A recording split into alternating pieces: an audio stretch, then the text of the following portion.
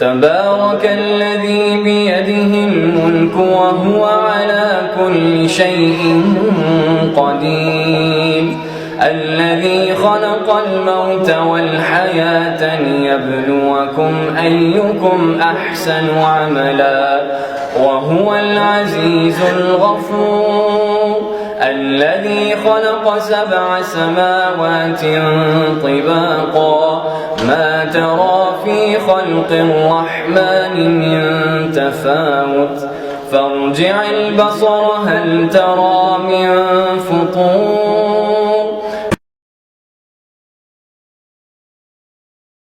This Muslim athlete shocked scientists during Ramadan, fasting with no food or water. He was NBA Player of the Month. Many Muslims find strength in fasting. But how is this possible? Wake up! Okay? Wake up, dumb.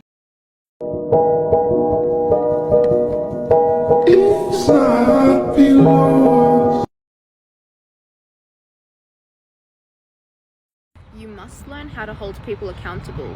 If you keep quiet and stay passive, then you're condoning that behavior. If you confront them and they can't own up to what they did, then they don't hold any space in your life whatsoever. You're allowed to drop them like a hot pan. B for bye. Let me tell you about another man named Dawud alayhi salam. We all know Dawud. There was a woman at his time. Who used to do knitting. And she used to take that knitting every day to the market and sell it. And get food enough to feed her children for that day.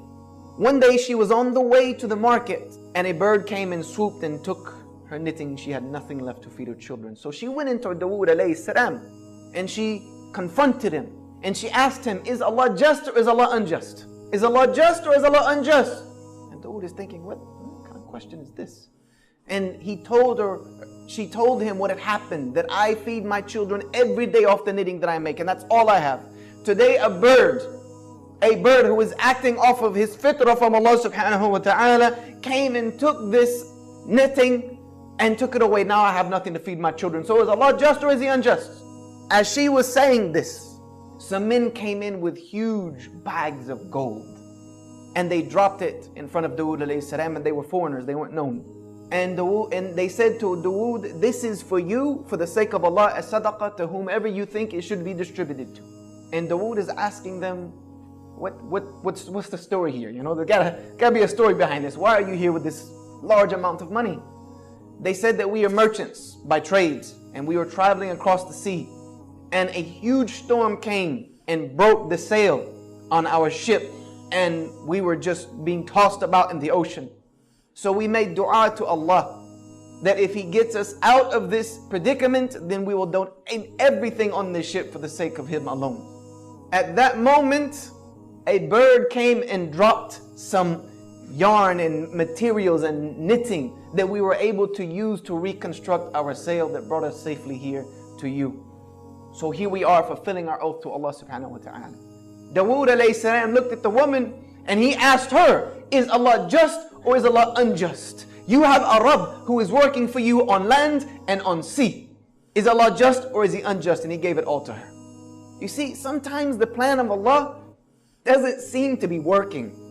Sometimes it seems as if everything's against us. Sometimes we may even question the plan of Allah, like, Ya Allah, why me?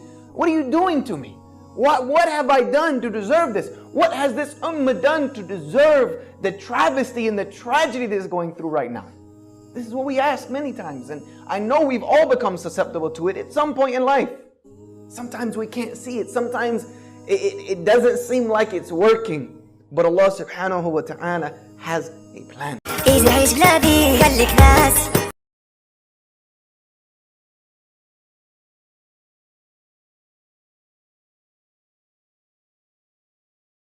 How come these situations never happened to me? Because listen, this memory still haunts me till this day. I took ASL 1 and 2 in undergrad, and I went to an ice skating event in Philadelphia where like the deaf community was hanging out, and it was an assignment and I had to initiate conversation using sign language. And so I see this girl and she's not ice skating, so I come up to her and I want to sign like, hey, are you scared to ice skate? But no, instead I signed this. And it got awkward. And she didn't know what to say. And I mean, ever since then, I haven't really signed to a deaf person, you know, with the exception of my little 4-year-old's client where I teach them signs like more and help and open and things like that. But you know, every time I want to go to bed, my brain is like, wait, remember that? That happened to you. You did that. Can we talk about how some people choose the worst times to be flirting? Listen, I'm used to the occasional mashallah from an old uncle with a pot belly, kids and a wife, yeah? But that's on the streets. Why am I not safe at the butchers? This one day, I'm just trying to go into the butchers, buy my mincemeat for my wara'anab, yeah? Guys, I'm gonna need you to understand, I was not even looking cute. I was cosplaying as my grandma. I know you think I'm joking, but I was actually dressed like this. I come with receipts. That was me. Anyway, I go into the butcher. Tell me why I'm getting a side of mashallah, I hope I see you here tomorrow with my mincemeat. Sure, I hope I see you here tomorrow. No. Listen, I get it. Some people are trying to be nice. Not when they're saying, mashallah. What if I was married? What if I was married, huh? Imagine trying to explain your love story to your kids. Mama, how did you and Dad meet? Oh, Habibti, it was very romantic. You know what I mean? Like, me and your dad, we locked eyes over the lamb chops as he was handing me my 200 grams of beef. And he said, mashallah. What is this? What bad? Anyway, this was the wara'anab I made. It was good. Halo semuanya, sebelumnya aku mau makasih buat teman-teman yang udah doain dan udah support aku di video aku yang sebelumnya. Sekarang aku pengen cerita sih sedikit salah satu alasan aku kenapa aku mau memilih Islam di umur aku yang 25 tahun ini. Jadi singkat cerita, aku tuh mengalami kejadian yang cukup gak normal di awal tahun 2021. Jadi aku tuh dengar azan di saat bukan jamnya azan gitu. Jadi kayak jam 9 malam, jam 10 malam, jam 1 malam, bahkan pagi pun juga kayak jam 7 pagi, jam 9 pagi, yang memang sebenarnya nggak ada azan di jam itu gitu. Tapi aku dengar azan cukup sering, tapi nggak setiap hari, dan itu terdengar jelas di telingaku. Walaupun kedengaran suaranya tuh jauh gitu ya, cuman jelas suara azan. Nah, di saat itu pasti aku bingung kan, maksudnya ini apa? Terus aku harus apa gitu, karena aku sempet denial sih sama kejadian itu. Aku sempet ini mungkin halusinasi aku aja atau gimana. Tapi semakin aku denial sama kejadian itu, semakin diri aku, batin aku tuh kayak ini ada apa sih sebenarnya, jadi kayak ngeganjel gitu. Sampai akhirnya aku tuh berdoa, kalau misalnya memang ini adalah merupakan hidayah atau panggilan gitu, kalau aku harus pindah Islam, aku minta jawaban itu lewat restu orang tua aku, restu keluarga aku, dan restu teman-teman terdekat aku.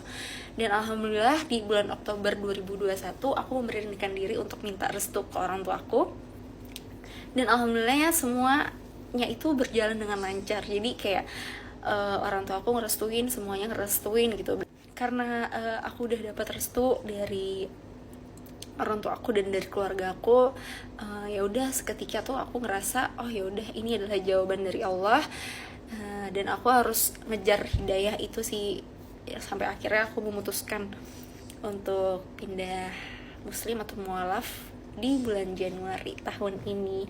Dan insyaallah sebentar lagi aku mau merayakan, mau menjalani ibadah puasa pertama aku. Doain ya guys semuanya, thank you. A'udzu billahi minasy syaithanir rajim.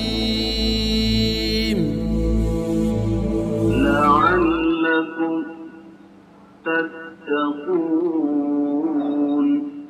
Mahmud Khalil al-Husari. الذي جعل لكم الأرض فراشا والسماء. سعد الغامدي.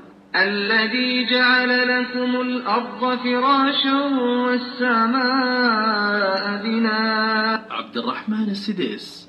الذي جعل لكم الأرض فراشا اللغة الروسية. Он сделал для вас землю ложем, а небо кровлей. Indonesian. Dialah yang menjadikan